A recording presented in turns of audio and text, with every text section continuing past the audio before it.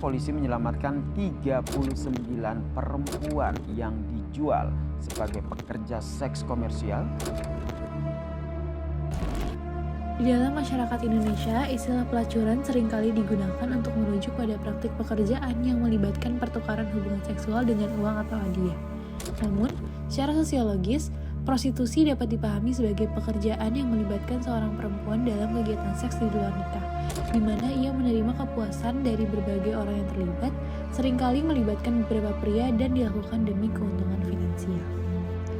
Prostitusi di Indonesia telah ada sejak zaman Kerajaan Majapahit. Industri seks di Indonesia memiliki akar sejarah sejak masa prakolonial meskipun operasinya tidak begitu formal dan komersial. Saat penjajahan Belanda, industri seks berkembang dan diatur lebih terorganisir. Selama penjajahan Jepang, eksploitasi seksual dan perdagangan perempuan untuk prostitusi meningkat. Banyak perempuan tertipu oleh janji pekerjaan yang lebih baik dan akhirnya dijadikan budak seks. Pasca kemerdekaan, praktik prostitusi masih berlanjut. Meskipun upaya awal untuk membatasi atau menghapus prostitusi pada 1852, pemerintah kolonial beralih fokus pada regulasi dengan penekanan pada kesehatan seksual pekerja seks. Undang-Undang 1852 mendorong pekerja seks untuk beroperasi di dalam ruang bordil dan menjalani pemeriksaan medis mingguan. Jika bicara tentang data prostitusi di Indonesia, pada tahun 2012, Kementerian Sosial mencatat adanya 161 lokalisasi di Indonesia. Namun, sebagian dari lokalisasi tersebut sudah ditutup. Ada 19 provinsi di Indonesia yang memiliki lokalisasi dengan jumlah yang bervariasi di setiap provinsi. Jumlah PSK dan lokalisasi di Indonesia sebelum kebijakan penutupan oleh Kementerian Sosial cenderung meningkat.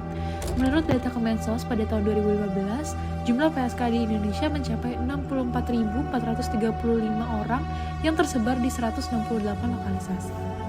Jika kita belajar terkait pengaruh nilai dan norma, praktik prostitusi dianggap melanggar norma-norma agama dan sosial di masyarakat karena tidak sesuai dengan nilai-nilai adat perkawinan yang berlaku di Indonesia. Praktik pelacuran dalam masyarakat sering dipahami sebagai simbol dari pelanggaran, pengkhianatan, atau perdagangan sesuatu yang seharusnya dijaga dengan baik. Istilah melacur seringkali dilekatkan atau menjadi stigmatisasi bagi mereka yang dianggap melanggar norma sosial dan moral. Namun demikian, harus diakui bahwa masyarakat seringkali menerapkan double standard atau standar ganda dalam kasus ini. Pada satu sisi, secara moral dan sosial, pelacuran dianggap tidak dapat diterima karena dianggap merusak dan melanggar norma-norma sosial yang ada. Namun, secara rasional dan ekonomis, sebagian masyarakat mungkin menerima praktik pelacuran terutama melalui penerimaan pajak atau karena adanya keberlanjutan bisnis pusat-pusat pelacuran atau tempat-tempat di mana transaksi seksual terjadi. Prostitusi di Indonesia membawa dampak kesehatan serta sosial dalam perjalanannya. Prostitusi berisiko tinggi terhadap penularan penyakit menular seksual atau yang bisa kita sebut PMS karena pergantian pasangan seksual yang sering terjadi. Para pekerja seks berisiko tinggi terjangkit berbagai jenis PMS seperti herpes, sifilis, chlamydia, gonorea, yang juga meningkatkan risiko terinfeksi HIV. Upaya untuk melindungi diri dengan menggunakan kondom seringkali ditolak oleh klien.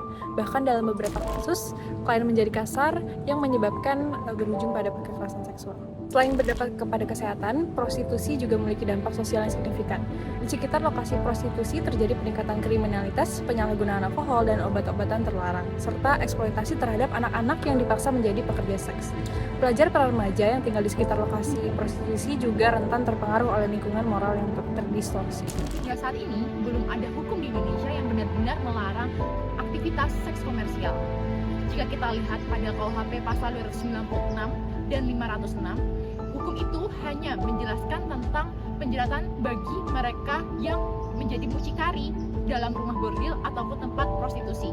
Supaya dapat dihukum, mereka yang diduga sebagai mucikari harus benar-benar bisa dibuktikan bahwa mucikari adalah pekerjaan atau mata pencariannya. Lantas bagaimana hukum yang menjerat PSK atau pelanggan PSK itu sendiri? Apakah ada? Jika kita lihat dalam KUHP pasal 284 atau yang diperbaharui pada UU nomor 1 tahun 2023 pasal 411 menjelaskan bahwa jika pelanggan PSK itu sudah memiliki pasangan yang sah secara resmi dan pasangannya mengadukan kepada pihak berwajib, maka pasangannya yang menjadi pelanggan PSK dan PSK tersebut dapat dijerat hukuman. Supaya masuk pada pasal ini, persetubuhan itu tidak boleh atas dasar paksaan dari pihak manapun. Selebihnya, peraturan mengenai prostitusi diatur dalam masing-masing daerah. Penutupan lokalisasi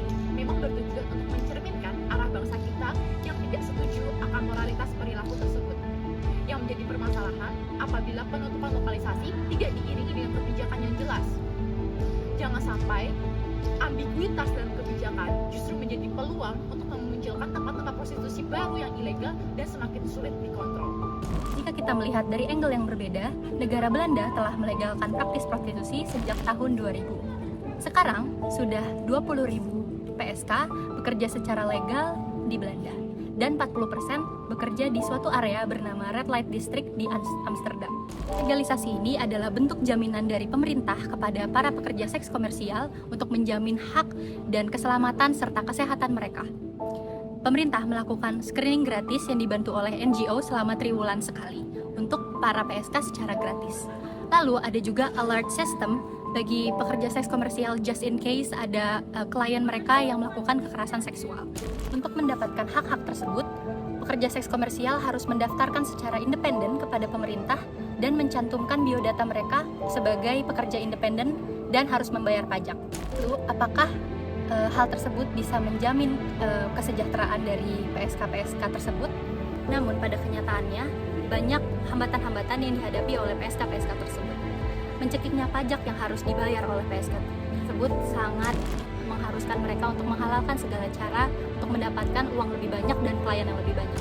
Dengan harapan mendapatkan lebih banyak klien, PSK terpaksa mengiyakan permintaan-permintaan di luar peraturan yang ada di Red Light District, seperti tidak menggunakan kondom saat melakukan persetubuhan dan juga permintaan lainnya yang mengancam kesehatan bagi PSK. Dengan harapan klien tersebut akan memberikan lebih banyak uang sebagai tip kepada PSK tersebut, sehingga peraturan yang telah ada ujungnya sia-sia saja. Lalu, berbeda dengan Belanda, Korea Selatan menetapkan Undang-Undang Larangan Perdagangan Seks atau PST Act pada tahun 2005 untuk mengatasi industri seks ilegal yang luas di negara tersebut. Prostitusi yang dapat dikategorikan sebagai perdagangan manusia atau human trafficking melibatkan pemaksaan, eksploitasi seksual, kerja paksa, dan perdagangan organ. Korban human trafficking membutuhkan perlindungan dan rehabilitasi meski dianggap negatif oleh masyarakat karena melanggar nilai-nilai moral, hukum, dan agama, masih banyak wanita yang terlibat. Faktor penyebabnya termasuk kemiskinan, kekerasan seksual, penipuan, pengaruh pornografi, dan faktor psikologis. Dampaknya termasuk masalah psikologis, resiko penyakit menular, stigma sosial, dan gangguan sosial. Faktor pemicu prostitusi meliputi pengalaman trauma, faktor ekonomi, pendidikan rendah, kurangnya dukungan keluarga, dan pengaruh agama dan juga budaya. Wanita dalam industri prostitusi seringkali rentan dan bergantung pada orang lain sehingga akan menimbulkan banyak permasalahan yang bisa dilihat pada masa kini. Lalu setelah kita udah membahas tentang permasalahan yang ada, menurut kalian solusinya seperti apa nih? Menurut saya sih harus ada penguatan kebijakan atau konsistensi kebijakan terkait prostitusi di Indonesia. Ya, saya setuju. Namun menurut saya pasti implementasinya menghadapi tantangan baru sih. Kayak misalnya peningkatan wanita muda dalam industri seks komersil dan juga peningkatan kriminalitas dan juga permasalahan kesehatannya pasti juga bisa ditekan gitu. Iya sih, jadi mungkin kita memang perlu pendekatan yang komprehensif dalam penyusunan kebijakan ini. Mulai dari perbaikan kerangka hukumnya, lalu kita juga menyediakan fasilitas dan akses ke pelayanan kesehatan supaya mereka bisa screening juga nggak sih? Dan ya itu pasti akan menekan prevalensi penyakit-penyakit menular seperti tadi telah disebutkan oleh Adil juga. Lalu yang bisa dipertimbangkan juga melibatkan mereka dalam pembuatan kebijakan, serta yang terakhir adalah melakukan kepastian hukum dalam prasarana dan juga kesempatan kerja untuk mereka. Karena kalau kita ingin mereka mendapatkan pekerjaan yang lebih baik, tentunya kita harus memfasilitasi hal tersebut.